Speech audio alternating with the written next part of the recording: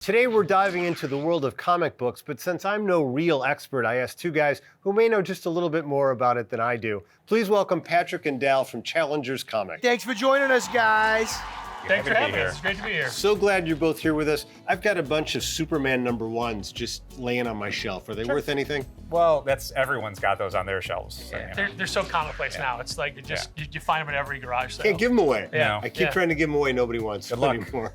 But there is value certainly in comic collecting. Is that right? Well, the books that, like the Superman #1, Yeah. of which there's only like maybe Action Comics #1 on the first appearance of Superman, there's only 5 of those that exist in the world that are of any sellable value. So those are. The comics being made today are more for readers and people who love the stories and follow along for the entertainment. Today's comics aren't an investment, but definitely the comics from the 30s, 40s, 50s, and 60s, first appearances of Spider-Man or the Avengers or Batman, definitely. Yeah. Now, that's very interesting. Now, you guys own Challengers Comics, but your shop's a little different from other comic book stores. So what sets it apart? the thing that makes us a little different is that instead of focusing on the collectible aspect or like the high value comics, the vintage stuff, we focus just on comics as a medium.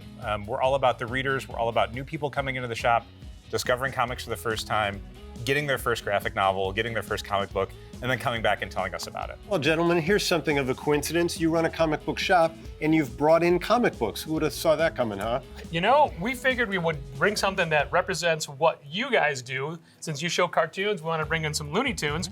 We figured Toony especially might appreciate them. Oh, yeah, I do. I love them. And this just goes to show you that for all the different genres and varieties we were talking about, they still make books from our childhood. What else do you guys have for us? Well, we decided that since you were gracious enough to have us on the show to talk about our store, we wanted to bring the actual talent from the store. We're just the figureheads, but all right. we've got the people that in fact run the shops for us, the people we were modeled after, Patrick and Dal.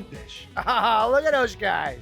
There's puppets that look almost identical to yourselves. Yeah, we haven't changed at all since we got these over 10 years ago. Now, one of us here on the show doesn't exactly love puppets. Is that a... It's me. Yeah, I don't like puppets. I'm glad you're next to them, Bill, because I've got a kind of a standing court order. I've got to be 10 feet from all puppets. Be honest. Do you think a comic book starring yours truly, Toony the Tuna, would sell like hotcakes or bran flakes? Toony, I gotta be honest with you, not only would it not sell like hotcakes, it would sell like hotcakes with sausage.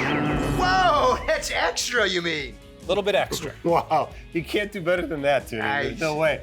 Patrick and Dal, thanks so much for stopping by. It was so nice to meet you both. Our Thanks pleasure. for having Thanks. us. Tuners, visit challengerscomics.com to shop online, or even better yet, you can visit them in person. They look like this. You'll know it's them when you walk in the door.